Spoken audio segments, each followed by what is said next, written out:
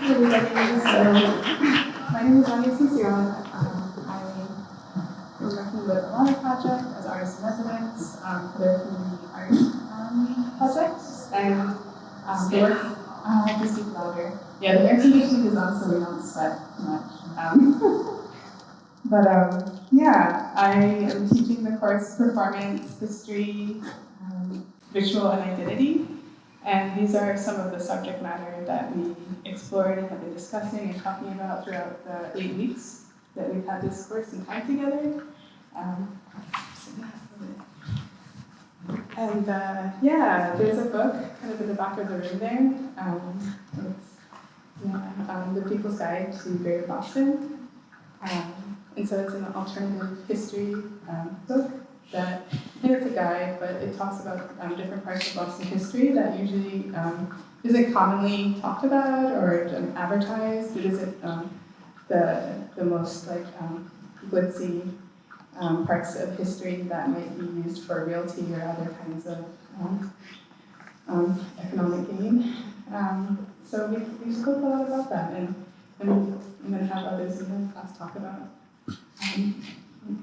how they brought that into their own performance and their own movements. I asked each member to come up with one movement that was in response to the material that we've been going over. And we did that about second week, third week, somewhere around there, and then added on a second movement. So each member contributed at least 2 movements, and then we embodied each other's movements, or in the end. And I'm going to take the mic and pass it around. I'll see if you have questions, but I kind of want the group to speak.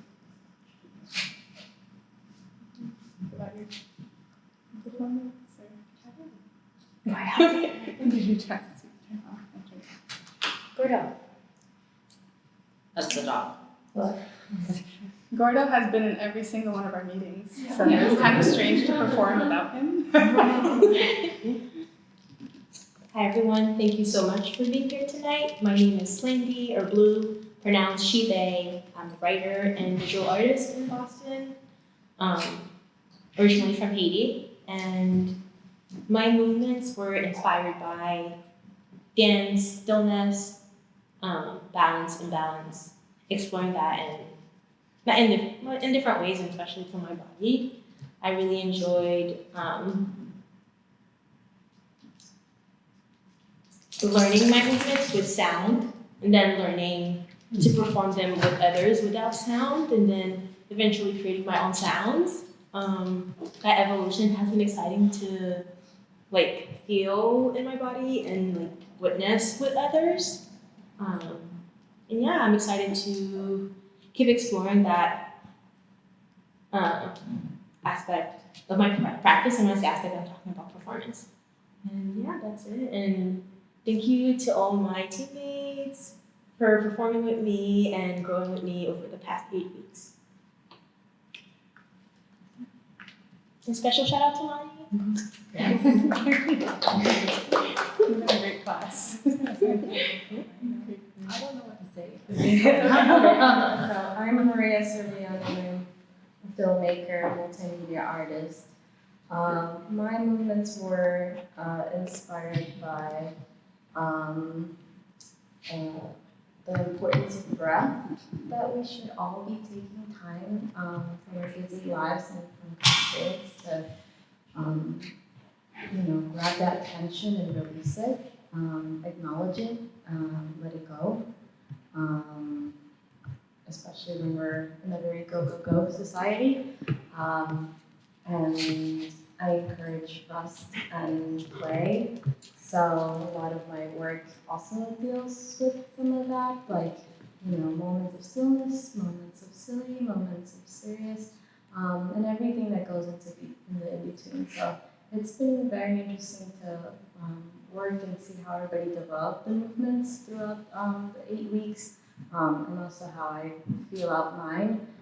So it's a really great individual project, but also a fantastic collaborative project. So I'm really proud of all the work that we were able to do, and also learning all the new history, or I guess the original history of this neighborhood. And I'm encouraging folks to check out that book because, you know, I'm from Boston and I didn't know a lot of the stuff that's in that book about, like, a lot of this extra history involving like labor unions and feminism that happened here, and just a lot of rich history. And how do we bring that into like our personal lives, and then how do we like, you know, contribute part of that? So yeah, thank you for being here. Hi everybody, I'm Emily Rose Navarro, you can call me Emily Rose. I'm a multimedia artist and my piece was dedicated to my great grandmother who passed away last month. She was 105, this month would have been her birthday. I didn't know too much about her and I wish I did, but from what I found in documents, doing ancestry research and also doing the history-based, like reading the book also helped too. She was Afro-Indigenous, she was Taino, and the piece essentially was for me to feel connected to her. And my fetal position was how the Taino people in the Caribbean would bury their loved ones in a fetal position, like we go back to where we started, which is from the earth. So I wanted to dedicate that piece to her. Yeah, so that's just it. I really enjoyed learning a lot in this class. It was awesome. My movements were about the ritual of strengthening. I've had to do a lot of physical therapy. So they were based on the repetitive movements of that. Hi, my name is Camila, and my movements, I think we were tasked with like thinking about a movement, color, or sound that like embodies your identity, or like is a ritual that could, that has to do with like how you see yourself. And so in my practice, I think a lot about building that identity as something that is like built and discovered based on like my personal history.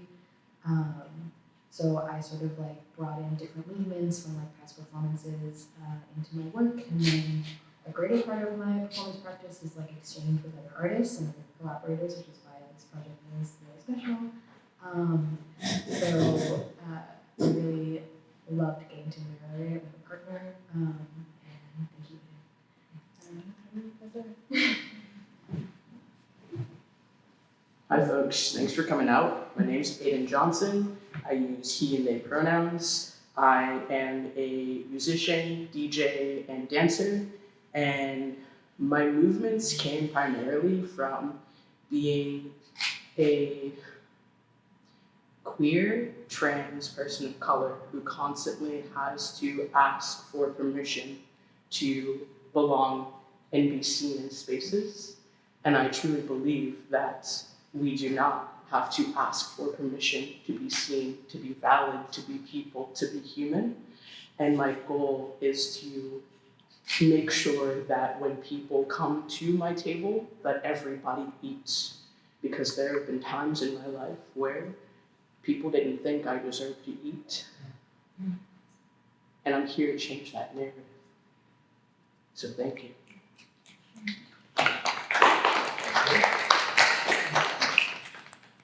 Hello, I'm Elle Hondi Smith. I'm an interdisciplinary artist. I'm primarily a painter, also a writer and educator.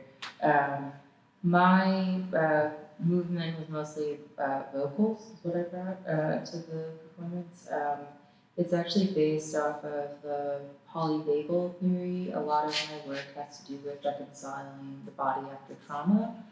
And polyvagal theory basically, in rough estimation, sort of surmises that post-traumatic stress disorder, complex post-traumatic stress disorder is actually a kind of bruised vagus nerve.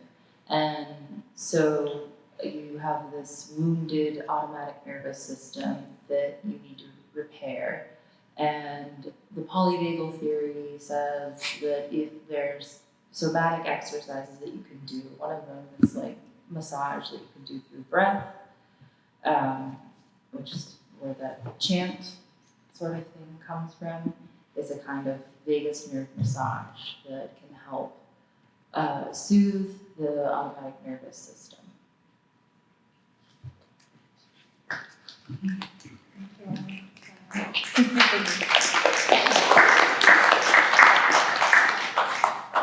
we'll open up to questions if you have any. Please speak loudly.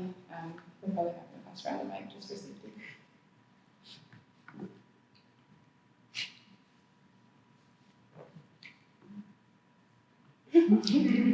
We're just going to go like that. Yeah. Okay, go. Hello? Yes. I'd like to know you all, what do you consider on rituals?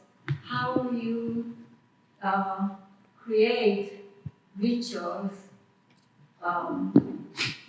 with the materials you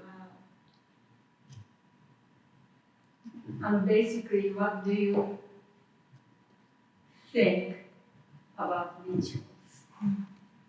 We did some simple breathing. We didn't get to talk as much, we just embodied them. But the way that I set it up for the class was I presented the movements as mantras so that they could think about it as something to be repeated. And in the repetition, I was hoping, and I feel like it was successful, that there was a finding of an identity, a self, or another aspect that might not have been known. And for me, that is how I do my own rituals. I spend a lot of time internalizing them mentally, then physically, and then publicly. So through you, then I experience it. So then I offer that for them. You all want to speak for? Yeah, I'm going to do the mic. I forgot to use it. I know personally for myself, dance is ritualistic for me, so just being able to come together and practice our moves was, a ritual in itself. And then right before the prompt, I was actually going to these dance parties called Release Your Dance or Be Free. They are two dance communities that come in and have offered just free gatherings to be able to come together and dance as a community. And it was a ritual in itself to be able to go to those and then be prompted with the movements and then have it all connected with, personal things that are going on in my own life as an artist.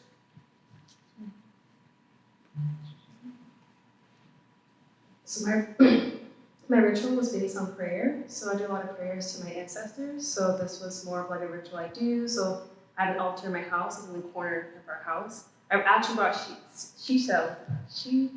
I don't know why I'm messing up today. Those are actually from my altar, from my house. So hopefully my ancestors are like here with us in spirit. So that was my mantra, just thinking about, because it did come from a prayer, and how I start praying to my ancestors is sort of like ritualistic in terms of like welcoming them into the space, talking to them. That's mine.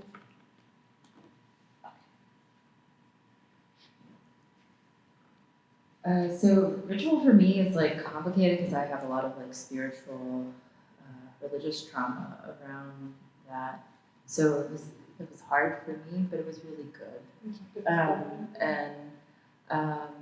Because as like a spontaneous free spirit type person, it's hard to admit when you need like routine, and also like as an apostate, it was hard for me to admit that I am also a very spiritual person. And so by doing this class, I was actually able to reconnect in a different way with my spirituality and my spiritual parts. And so I really wanted to thank you for that. And I deeply appreciate it. It means a lot. So my rituals were mostly around like releasing shame and learning how to kind of let that go, so that I can do more of the like play and celebration of like making in my art rather than this sort of like trauma mining. But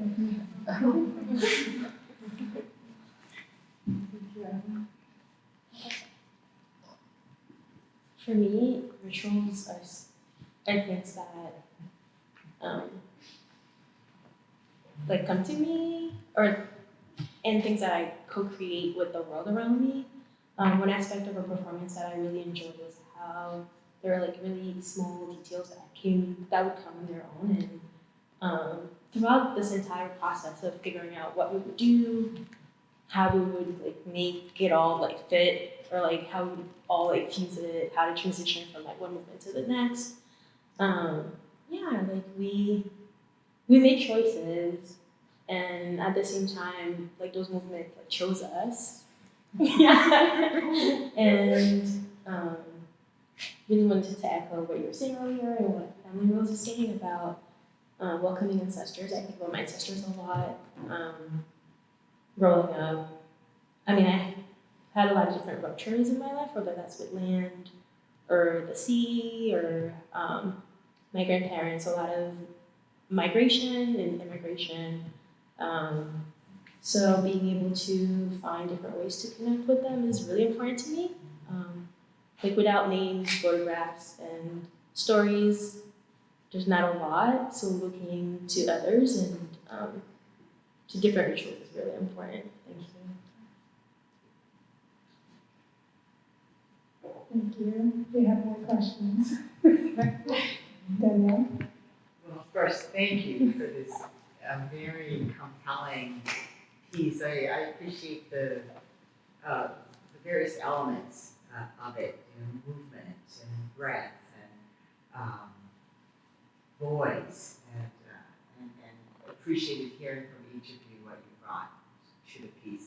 And Slandy, in a way, anticipated my question, which was, how did you think about making this a coherent piece? Like how did you think about sequencing, about choreography? I'd love to hear about that process a little more.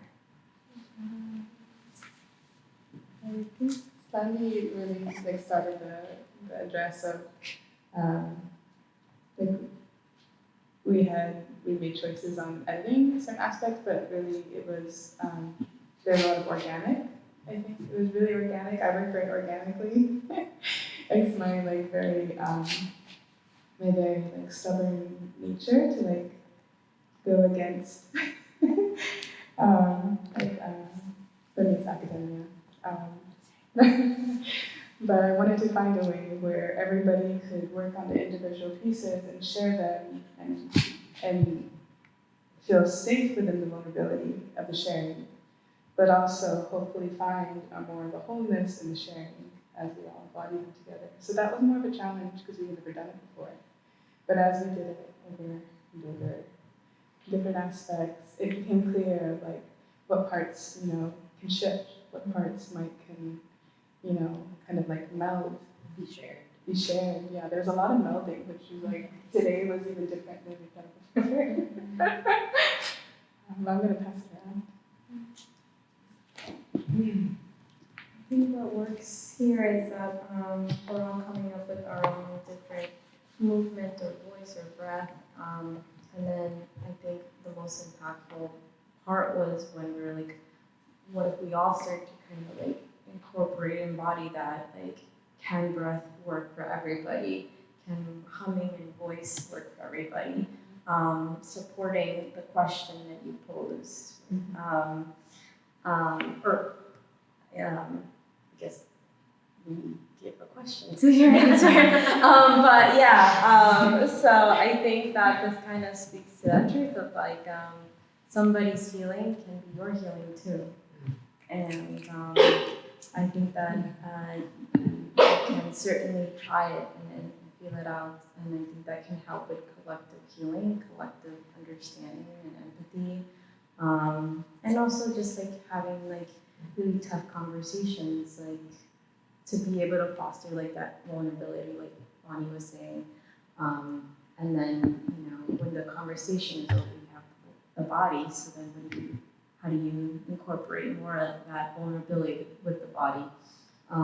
So I think that that's what stood out to me the most and was really helpful because we didn't feel like embarrassed of like, or like, oh, that this is like lame or something, or like anything like that. Like, oh, don't look at me doing this thing. It's like, how can I improve it? What is everyone's feedback? What does this, if I do this repetitively, like, what does that spark for you? Oh, no, go ahead. I was going to say, to piggyback off of that, I'm not typically a guy who cries, but there was one session where we all and it trickled down the line where, you know, it was one person that was having a really hard day, and then the next person was having, or next person. We all were having like a hard Next day. person, and then Ian comes in going, I was like, well, this is what we need. let me just cry with my girls for a minute, it's okay, I'm really sorry.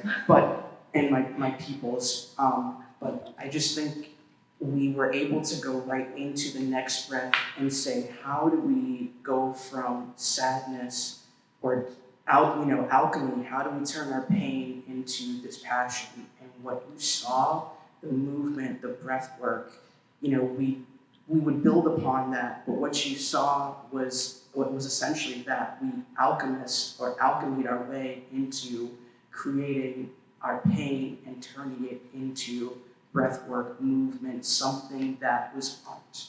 And I think that that's really important to highlight when you're going through, you know, whatever it is that you're going through, whether it's a good time, a bad time, a mediocre time.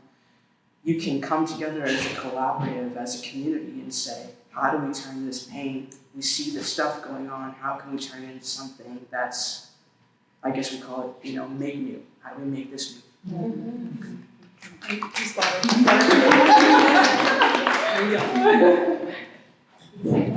Amelia, you want to say? Yeah. We worked really well together. We did, Look forward to like someone would make a suggestion and then everyone else would just be like, yeah, or nah. And that's how we did it. Yeah, I think for me, this was like my first time working collaboratively like out of the pandemic and what felt like a time of like big rupture. And so it was really like moving and healing for all these exchanges of people pointing out like places where perspectives and themes overlapped or there were similarities in movements. So that could just say like, I don't know how to end this, or this one part feels ingenuine or feels weird, and then someone else can like support you. That was my favorite. This was like, yeah, I was like, yeah, that's good. That's okay. And there was a lot of like sound and like vibration that would like guide people through kind of like rough and uncomfortable moments. Like when I was like unsure of my movements, like Aiden started doing this like double tap that like helped me keep a good pace. And I think also for Slendy, like we were all like tapping to try and like get through like a movement hurdle. There was just like a weird and very strong amount of trust.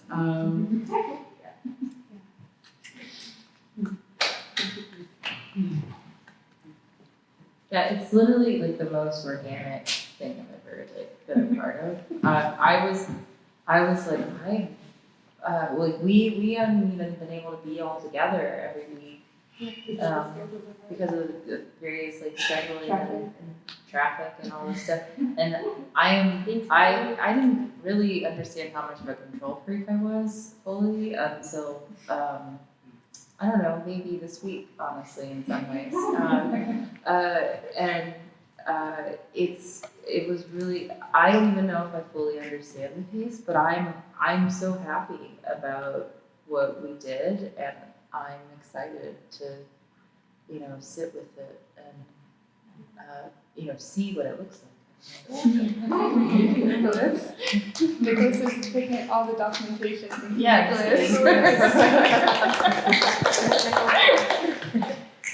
My foot fell asleep. You gotta stretch. Maria? No, you answered it. Yeah, I was just gonna ask you to kind of like speak more about how vulnerable the sessions were.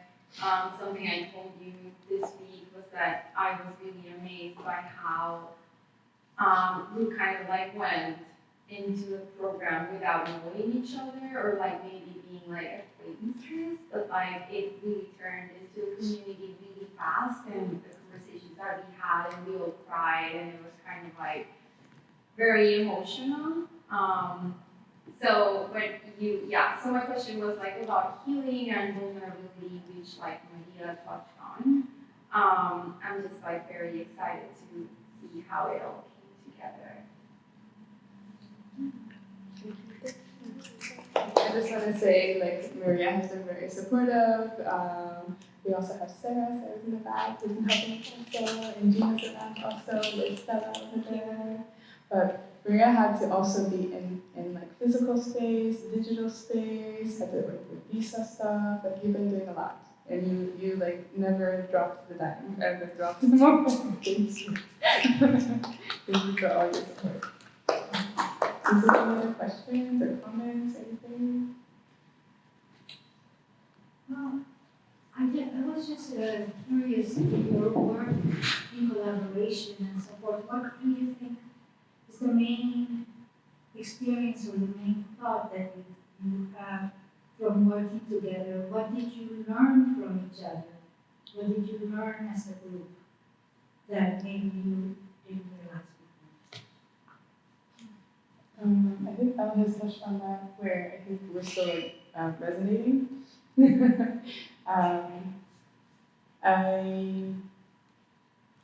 I didn't know how the organic approach would work, honestly, but I don't know any other way. Like, how does any one person know how to be anything that they are?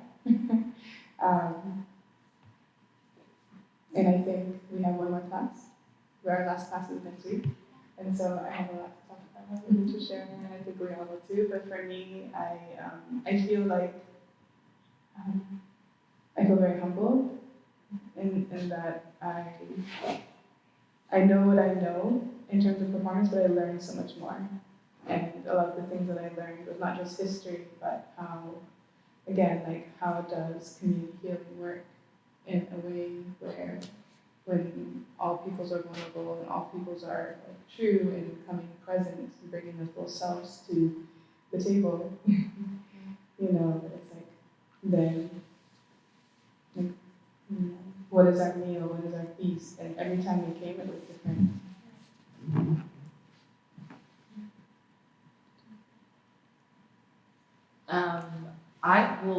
I learned how to, this is like the most collaborative thing I've done also since, like learning how to trust people again. And like, I've been wanting to do more collaboration, so like learning how to relinquish that control and learning, like as a painter, that you talk a lot about like trusting the process and you don't know what the final product's going to be. And like, I do lots of paintings where I don't have like necessarily an understanding when I begin it, what I know what it's going to look like, and you sort of like, it's slowly revealed to you, and I kind of feel like that's sort of what happened with us. Like, we each brought our paint colors and strokes and surfaces, and we threw it all together and erased some and like went back over it, and we just sort of like trusted the process, and we really, I feel like we played, and it was really fun, honestly. It was like the most fun I've had making art in so long.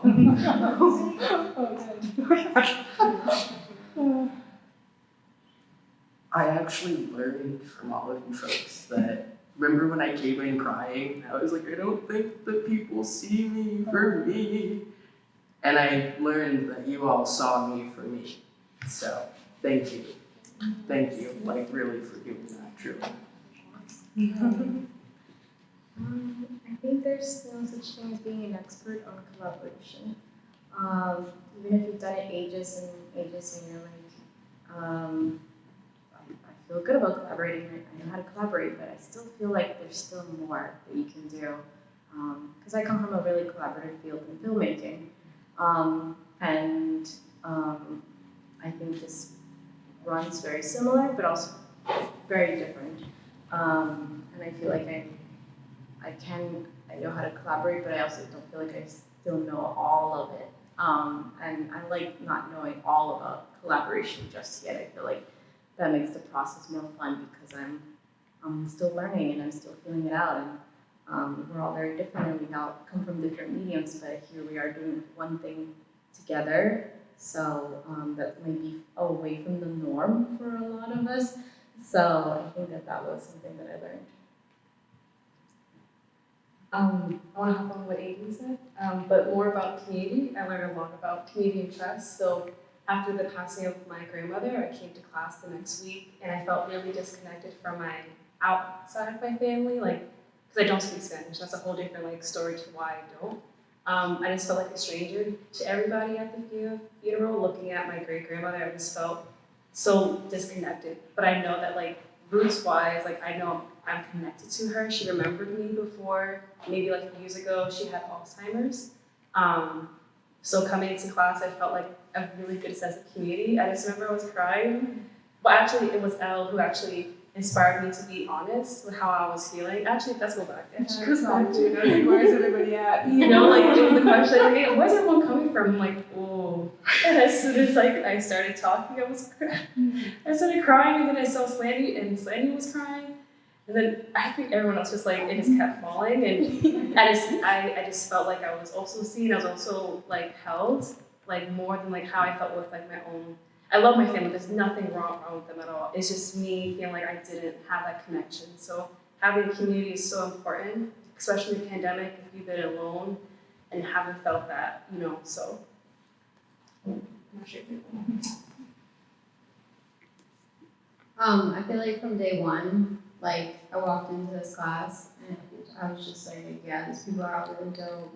Everyone's an artist, everyone like kind of thinks the same way. I don't know, it was good. And him, so he was always like, Checking in on we do a big boom. He's sleeping now. Thanks. Echoing Aiden, for me it was trust. Learning, not even learning, trusting myself. Trusting my intuition for the movements, like following, a lot of following, letting other things around me lead, including like people, sounds, colors, like the courage and vulnerability of others. And I think a lot about love, and I've committed myself this year to be more honest, and trust and honesty like can't like happen without one another. And having access to spaces like that and experiences like that allows me to practice what it means to trust, practice what it means to love, and yeah, I just want more of that.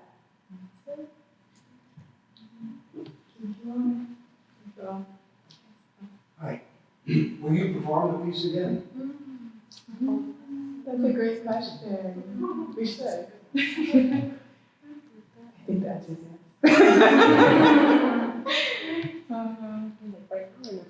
In the future. Oh, Air conditioning is not on, we had to turn off because it's loud, so. Well, because we haven't formally decided, right? We didn't formally decide on this performance. So. Yeah, true. We haven't done a class talk about it. That's true. First time is coming up. We just go to the parking lot. The spark was there and then you blew the air to make it fire. You just show up on Thayer Street. Honestly, in just the do it in the middle park, of we just do Thayer it in the Street. parking lot. Yeah.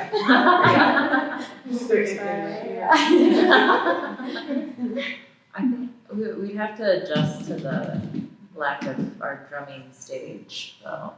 That's true. Thank you all for taking time to hear our process and to hear the, just our experiences together and what we've been doing. Do you all have any other questions or anything I don't leave anybody out?